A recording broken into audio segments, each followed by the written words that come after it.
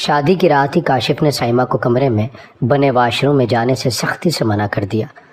بولا کہ اس wash room میں پانی نہیں آتا، اس لیے تم باہر والا واش روم استعمال کرنا۔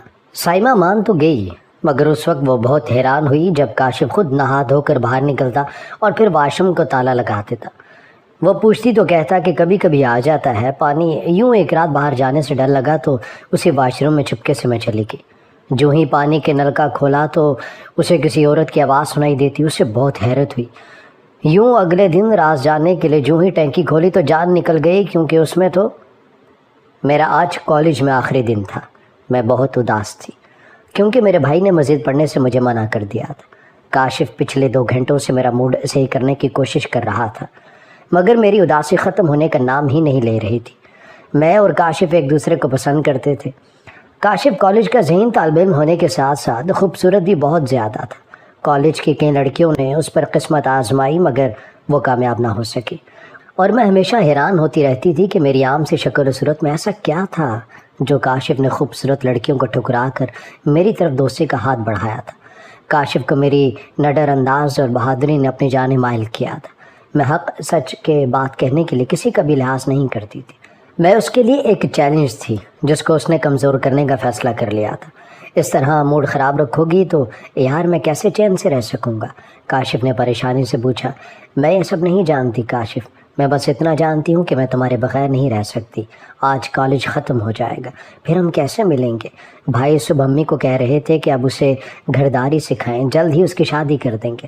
میں نے اپنی اصل پریشانی کی وجہ بتا کر کاشف کے پیروں تلے سے گویا زمین ہی کھینچ لی تھی۔ اچھا تم پریشان مت ہو، میں کچھ کرتا ہوں، آج ہی امی سے تمہارے اور اپنے بارے میں بات کروں گا۔ مجھے وہ بہت بے چین لگا۔ اس نے ہاتھ میں پکڑا پین گھمانا شروع کر دیا۔ ایسا وہ صرف تب ہی کیا کرتا تھا جب وہ کوئی گہری بات سوچ رہا ہوتا۔ یکدم کاشف کی آنکھیں پر اسرار انداز میں مجھے گھورنے لگی۔ میں جو اس پر ہی غور کر رہی تھی یکدم سیدھی ہو بیٹھی۔ کیا ہوا ہے کاشف؟ ایسے کیا دیکھ رہے ہو؟ کاشف نے ہاتھ جھلایا۔ نہیں کچھ نہیں، تم فکر نہیں کرو، میں آج ہی بات کروں گا۔ میں اس کے انداز پر مطمئن ہوتی اندر تک سرشار ہو گئی تھی۔ اگلے ہی دن کاشف اپنی امی کے ساتھ میرے گھر رشتے کی بات کے لیے پہنچ گیا۔ میں جتنا حیران ہوتی کم تھا۔ کاشف ایسی بھی کیا جلدی تھی؟ میں نے اسے اکیلے پاتے ہی سوال کیا۔ میں تمہیں جلد از جلد اپنی زندگی میں شامل کرنا چاہتا ہوں سائمہ۔ کل تمہارے اظہار نے مجھے یہ فیصلہ کرنے پر مجبور کیا ہے۔ میں تمہارے بغیر زندگی کا تصور بھی نہیں کر سکتا۔ اور میں اس کی بولتی نظروں سے شرما گئی۔ چند مہینوں کی دوری کے بعد میں کاشف کے سنگ رخصت ہو کر اس کے گھر آ گئی۔ میں خوش اور مطمئن تھی کیونکہ جسے میں چاہتی تھی وہی میری زندگی کا ساتھی بن گیا تھا۔ کاشف کی خوشی بھی دیدنی تھی، مگر ایک چیز اسے الجھا رہی تھی۔ جب میں اس سے اتنا پیار کرتی ہوں تو اس کو اپنے قریب کیوں نہیں آنے دیتی؟ میں نے اس کو کہا تھا کہ میں اسے رشتے کو شروع کرنے سے پہلے کچھ وقت چاہتی ہوں۔ کاشف نے ہنسی خوشی میری بات مان لی، مگر میں نہیں جانتی تھی کہ عنقریب کیسے بھیانک اور خوفناک سچ میرے منتظر ہیں جو میری پوری ہستی کو ہلا کر رکھ دینے والے تھے۔ شادی کی پہلی رات ہی کاشف نے مجھے کمرے میں بنے واش روم میں جانے سے سختی سے منع کر دیا اور بتایا کہ اس واش روم میں پانی نہیں آتا، اس لیے تم باہر والا واش روم استعمال کرنا۔ میں مان گئی کیونکہ یہ میرے نزدیک زیادہ مسئلے والی بات تو نہ تھی، مگر اس وقت میں بہت حیران ہوئی جب کاشف خود نہا دھو کر باہر نکلتا اور پھر واش روم کو تالا لگاتے تھا۔ میرے پوچھنے پر کہتا کہ ہاں کبھی کبھی آ جاتا ہے پانی۔ میں اکثر سوچنے پر مجبور ہو جاتی کہ اگر کبھی کبھی کاشف یوز کر سکتا ہے تو میں بھی کر سکتی ہوں۔ میں اکثر اس بات پر زیادہ چکنی کہ کاشف کمرے کا واش روم صرف رات کو ہی استعمال کرتا تھا، دن کے وقت وہ اس کو تالا لگائے رکھتا، اور پھر کچھ دنوں سے ایسا ہی ہو رہا تھا۔ کاشف میرے سونے کا انتظار کرتا، جب میں سو جاتی تو وہ چپکے سے دبے پاؤں واش روم میں جاتا۔ رات کے کسی پہر میری آنکھ کھلتی تو خالی بستر دیکھ کر میں پریشان ہو جاتی۔ یوں ہی ایک رات میں جاگی تو کاشف بستر پر موجود نہیں تھا۔ میں بیڈ گراؤنڈ سے ٹیک لگائے اپنے شوہر کا انتظار کرنے لگی۔ کاشف تم مجھ سے کیا چھپا رہے ہو؟ کیوں دن بدن اتنے پر اسرار ہوتے جا رہے ہو؟ میں خیالوں میں اس سے ہم کلام تھی۔ اچانک واش روم سے عجیب و غریب آوازیں آنے لگی جیسے کوئی بھیانک جانور ڈکا لے رہا ہو۔ میں جلدی سے لیٹ گئی اور سوتی بن گئی۔ اسی پل واش روم کا دروازہ کھلنے اور بند ہونے کی آواز آئی۔ میرے دل کی دھڑکن خوف کے مارے تیز ہو گئی۔ کچھ لمحوں بعد میں نے کاشف کے بیڈ پر لیٹنے کو محسوس کیا۔ میں اس واش روم کے راز سے پردہ اٹھانے کا عہد کرتی خود کو نارمل کرنے لگی۔ اگلی رات کاشف کی نائٹ ڈیوٹی تھی، دسمبر کی سرد رات تھی، میں گھر میں اکیلی تھی۔ مجھے باہر جانے سے ڈر لگا تو اسی واش روم میں چپکے سے چلی گئی۔ جو ہی پانی کے لیے نلکا کھولا تو مجھے کسی عورت کی آواز سنائی تھی جو کہ مدد کو پکار رہی تھی۔ اس کی آواز میں عجیب تڑپ اور درد تھا۔ میرے خوف کے مارے رونٹے کھڑے ہو گئے۔ میں نے ڈرتے ڈرتے کان نلکے کے ساتھ لگایا تاکہ آواز صحیح طریقے سے سن سکوں، تو کچھ میں نے یہ سنا۔ میں سر تا پیر لرز کر رہ گئی تھی۔ کاٹو تو لہو نہیں، فقرے کی اسے خوب سمجھ آ گئی تھی۔ اس سے پہلے کہ میں شوق سے باہر آتی، نلکے سے قطرے ٹپکنے لگے۔ میں خوف سے منہ پر ہاتھ رکھ کر چیخ کو دبا دی، جلدی سے باہر کو بھاگی۔ میرا سانس دھوکنے کی مانند چل رہا تھا، سخت سردی میں پسینے سے بھیگ گئی تھی میں۔ اگلے دن راز جاننے کے لیے میں نے جو ہی ٹینکی کھولی تو جان نکل گئی، کیونکہ اس میں تو میں پھٹی پھٹی آنکھوں سے سامنے کا منظر دیکھ رہی تھی۔ میں اگر مضبوط اعصاب کی مالک نہ ہوتی تو ضرور اب تک ہوش اڑا چکی ہوتی۔ میں نے تھوک نگلتے ہی اندر جانے کا فیصلہ کیا، مگر کافی دیر تک ٹینکی کے اندر کا منظر دیکھتے میری ہمت جواب دے گئی تھی۔ میں واپس پلٹ آئی، حالانکہ جو ٹینکی کے اندر کا منظر تھا میں اس کا راز جاننا چاہ رہی تھی، مگر خوف کے باعث میری ٹانگیں کانپ رہی تھی۔ میں کاشف سے بات کروں گی، میں نے خود کلامی کرتے خود کو پرسکون کرنا چاہا، مگر جو کچھ میں دیکھ اور سن چکی تھی سکون آ کے نہیں دے رہا تھا۔ رات کے کھانے کے بعد میں نے کاشف سے بات کرنے کا فیصلہ کیا۔ میں بھی کمرے میں جانے کا سوچ ہی رہی تھی کہ کھڑکی سے نظر آتے منظر نے میری جان نکال دی۔ کاشف عجیب انداز میں گردن گھماتے ہوئے واش روم کے بند دروازے کو گھور رہا تھا۔ اس کے حلق سے عجیب آوازیں نکل رہی تھی، جیسے وہ کئی دنوں کا پیاسا ہو۔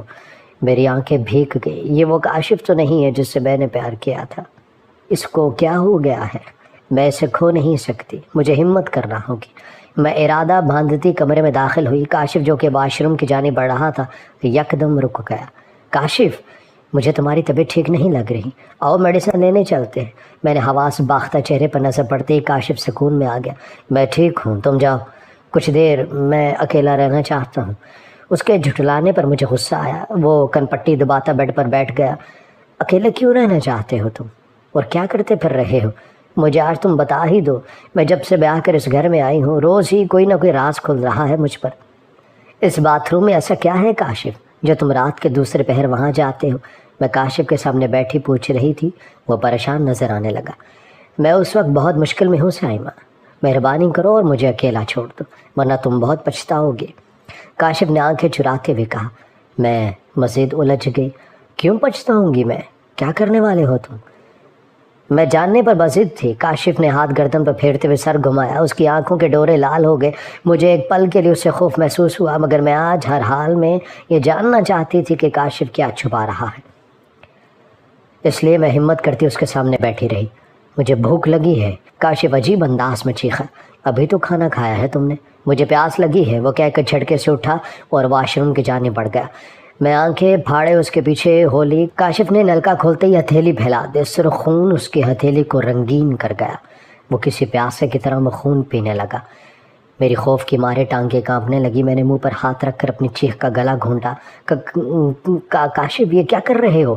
میں نے اس کے بازو پر ہاتھ رکھا جسے کاشف نے وحشی انداز میں جھٹک دیا۔ میں ڈر کر بھاگنے لگی تو کاشف بالوں سے پکڑ کر اس کا سر نلکے کے قریب لے گیا۔ لو، تم بھی پی لو، یہ امرت بہت مزے کا ہے، اس کو پی کر بہت سکون ملتا ہے۔ میں بے ہوش ہونے کے قریب تھی۔ خون کی اسمیل سے مجھے عجیب سی اکتاہٹ سی ہو رہی تھی۔ میں منہ پر ہاتھ رکھتی پیچھے ہو گئی۔ میری آنکھوں سے آنسو جاری ہو گئے۔ کاشف جب خون پی کر سیراب ہو گیا تو باہر چلا گیا۔ میں خوف سے سسکیاں بھر رہی تھی۔ کچھ دیر بعد کاشف آیا تو تکلیف اور بے بسی کے احساس سے اس کی آنکھیں ابل پڑی، کیونکہ کاشف کے ہاتھ میں ایک لڑکی کا بازو تھا۔ وہ وحشیوں کی طرح ہنستا ہوا بوٹی نوچ نوچ کر کھانے لگا۔ میری برداشت کی حد ختم ہوئی تو میں ہوش سے بیگانہ ہوتی دھڑم سے زمین پر جا گری۔ جب میں ہوش میں آئی تو کاشف میرے دائیں جانب بیٹھا تھا۔ اب کیسی طبیعت ہے تمہاری؟ اس کا وہی نرم لہجہ سن کر میں تڑپ گئی۔ تم کب کہو گے کہ تم اپنے کیے پر شرمندہ ہو؟ میں سوال پوچھتی اس سے دور ہو گئی۔ میں ایسا کیوں کہوں گا سائمہ؟ میں کسی بات کے لیے شرمندہ نہیں ہوں۔ ہاں، تم کیوں شرمندہ ہوگے؟ زندگی تو میری برباد ہوگی ہے نا؟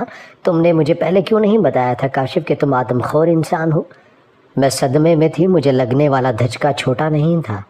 اگر تمہیں بتا دیتا تو تم مجھ سے شادی کے لیے کبھی راضی نہ ہوتی۔ وہ معصومیت سے بولتا اسے زہر لگا۔ کاشف چلے جاؤ یہاں سے. میں رونے لگی تھی. میں نے کیسے انسان سے پیار کیا تھا جو انسانوں کے گوشت اور خون کا پیاسا تھا. مجھے خود سے گھن آنے لگی. میرے ذہن میں جیسے ٹینکی کے اندر کا منظر لہرایا میں دہشت زدہ ہو گئی. کیا کاشف اس لڑکی کا بازو کھا رہا تھا؟ میں یہ دیکھنے کے لیے فوراً ٹینکی کی جانب پڑی.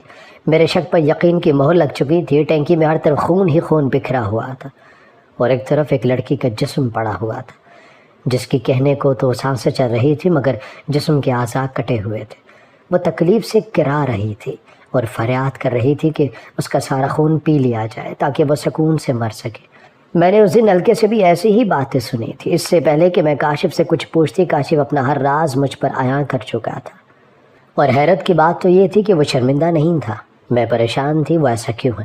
میں جتنا سوچ رہی تھی اتنا ہی الجھ رہی تھی. وہ ایسا کیوں تھا؟ کیا وہ میرے ساتھ بھی ایسا ہی کرے گا؟ یہ سوچ آتے ہی میرے رونگٹے کھڑے ہو گئے.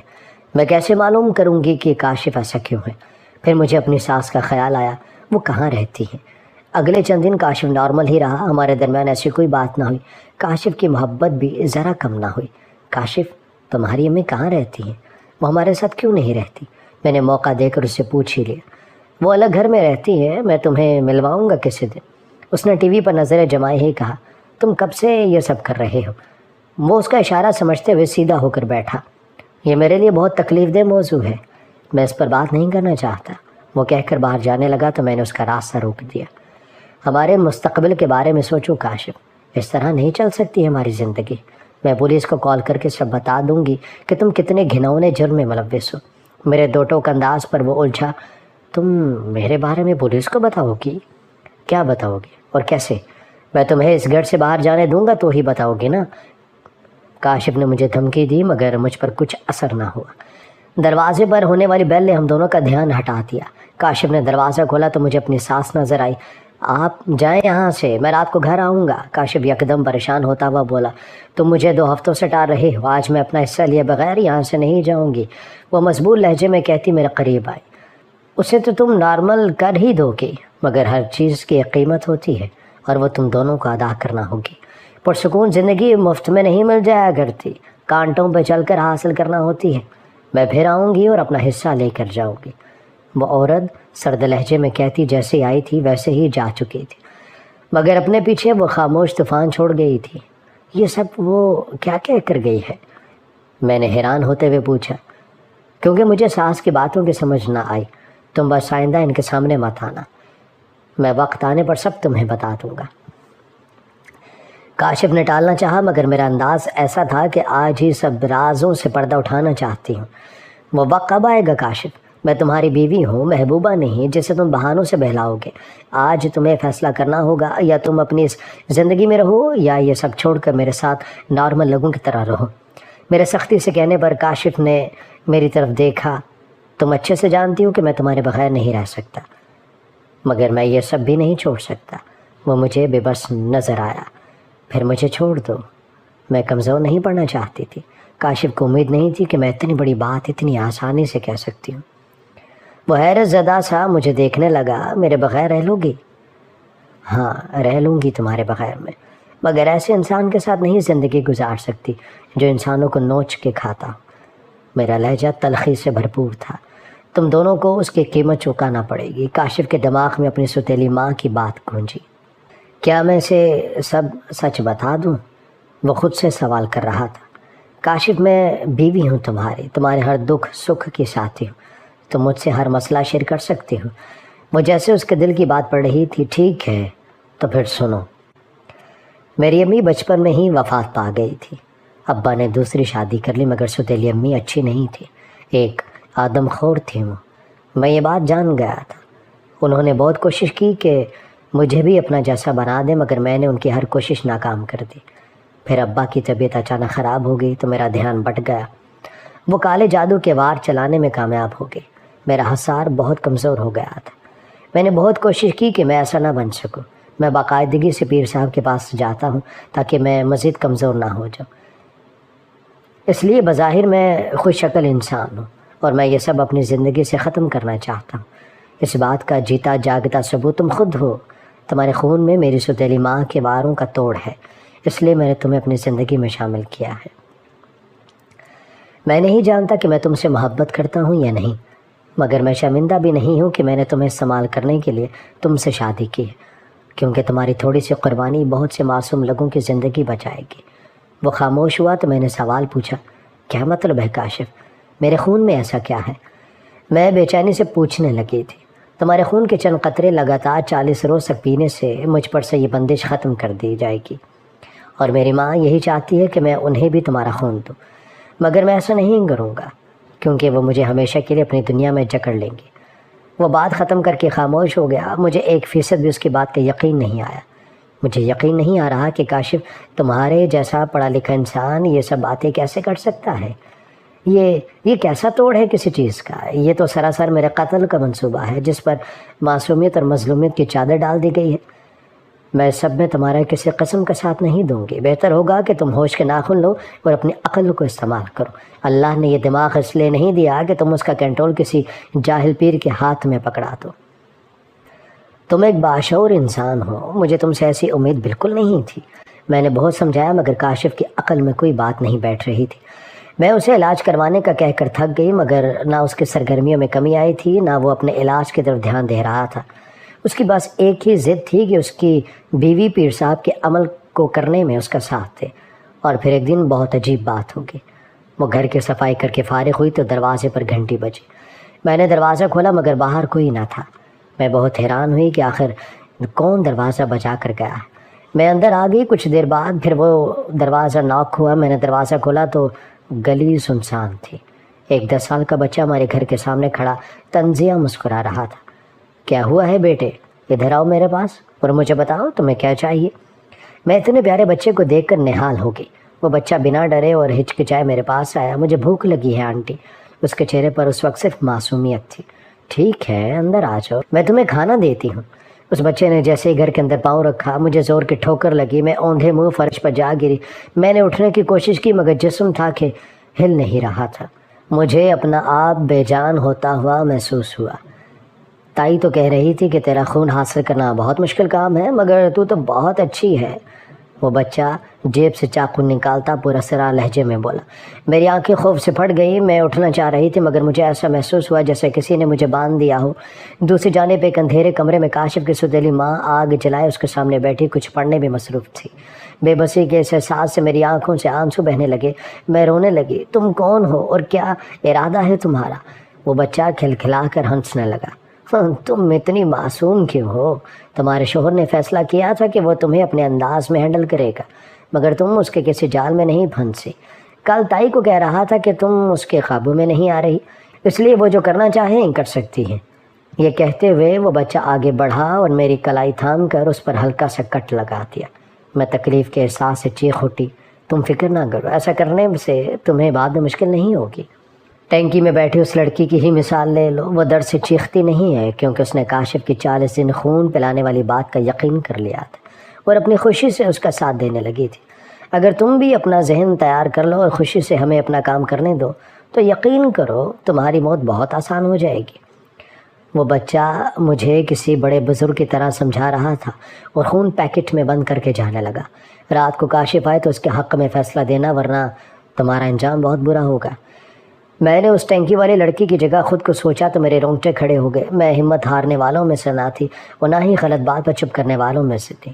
اگر ایسا ہوتا تو میں بھی باقی لڑکیوں کی طرح کاشف کی 40 دن خون پلانے والی بات کا یقین کر لیتی اور اس کی زندگی بچانے کے خیال سے خود کو قربان کر دیتی، مگر میری ماں نے بہت اچھی تربیت کی تھی میری۔ میں غلط کاموں پر حقی آواز اٹھانے والوں میں سے تھی، پھر چاہے سچائی کی راہ میں لڑتے لڑتے میری جان کیوں نہ چلی جائے۔ وہ معصوم لڑکیوں کو اپنی محبت کے جال میں پھنسا کر ان کا گوشت اور خون سے خود کو سیراب کرتے تھے۔ مجھے اب ساری باتیں سمجھ آ رہی تھیں کہ کیوں وہ لڑکی چیختی چلاتی نہ تھی۔ اس بچے کے جانے کے بعد میں نارمل ہو گئی۔ میں ان لوگوں کو ان کے انجام تک پہنچا کر سکون کا سانس لوں گی۔ میں مظلومیت کی چادر اوڑھ کر سکون سے بیٹھ کر اپنی موت کا تماشا نہیں دیکھوں گی، مگر مسئلہ یہ ہے کہ میں کیسے ان سے رابطہ کروں۔ وہ بچہ جیسے ہی اس آگ کے پاس بیٹھی عورت کے پاس پہنچا تو وہ اونچی آواز میں قہقہے لگانے لگی۔ شہزادہ ہے تو میرا، جو کام کاشف اتنے دنوں میں نہ کر سکا وہ تو نے چند منٹس میں ہی کر دیا۔ جا کے کاشف کو بلا لے تاکہ وہ بھی اپنی دیوانی کا حال دیکھ سکے۔ وہ بچہ چلا گیا تو وہ عورت اس پیکٹ کو کھول کر سونگھنے لگی۔ کیا خوشبو ہے! کاشف کے آنے پر وہ عورت اپنی جیت کی خوشی میں مسرور ہنسنے لگی۔ چھوٹو تجھ سے زیادہ کام کا بچہ ہے، دیکھ اس کی طرف کیسے ایک جھٹکے میں تیری رانی کا خون لے آیا ہے۔ وہ بھی مکرو ہنسی میں ہنس دیا۔ چل اماں عمل شروع کر دے تاکہ مزید وقت ضائع نہ ہو سکے اور وہ لڑکی ہمارے قابو میں آ جائے۔ ابھی وہ یہی باتیں کر رہے تھے کہ دروازہ زور زور سے بجنے لگا۔ کاشف نے دروازہ کھولا تو پولیس کے اہلکار اسے دھکا دیتے ہوئے اندر داخل ہو گئے۔ آجا جلدی کاشف، آگ تیری رانی کے خون کے لیے ترس رہی ہے، دیکھ۔ اس عورت کا باقی جملہ منہ میں ہی رہ گیا جب سائمہ نے اس کی گردن دبوچی تھی۔ اتنی جلدی بھی کیا ہے ماں جی، ذرا ہمارے ساتھ تھانے چلو، پھر ہم تمہیں بتاتے ہیں کہ کیسے یہ منتر پڑھتے ہیں۔ کاشف ہکا بکا سے مجھے پولیس وردی میں دیکھ رہا تھا۔ آج میرے چہرے پر انوکھی خوشی تھی، میرا مشن کامیاب ہو گیا تھا۔ ایسے کیا آنکھیں پھاڑ پھاڑ کے دیکھ رہے ہو؟ میں ایک پولیس آفیسر ہوں اور میں نے تم لوگوں کو گرفتار کرنے کے لیے ہی یہ ناٹک کیا تھا، اور دیکھو میں اپنے مشن میں کتنی اچھی ایکٹنگ کر کے کامیاب ہوئی ہوں۔ وہ خوشی سے کہہ رہی تھی، تم نے ہم دونوں کو دھوکہ دیا۔ کاشف نے آگے بڑھ کر اسے مارنا چاہا مگر پولیس والوں کی گرفت مضبوط تھی۔ میں تمہیں طلاق دے دوں گا، کاشف کے دھمکی بھرے انداز میں وہاں قہقوں کا شور بلند ہوا۔ یہ بیگم ہماری ہے، تم انہیں کیسے طلاق دے سکتے ہو؟ ایک آفیسر نے آگے بڑھتے ہوئے میرے شانوں پر بازو پھیلاتے ہوئے کہا۔ سب دیکھ رہے ہیں، خیال کر لے، وہ سرگوشی میں اس کے کان میں بولی، جبکہ اتنے ہینڈسم آفیسر کو دیکھ کر کاشف ویسے ہی مرنے والا ہو گیا تھا۔ وہ نکاح ایک ڈرامہ تھا اور میں نے تمہیں کئی مواقع دیے کاشف کہ شاید تم سدھر جاؤ، مگر تم میں یہ صلاحیت ہی نہیں ہے۔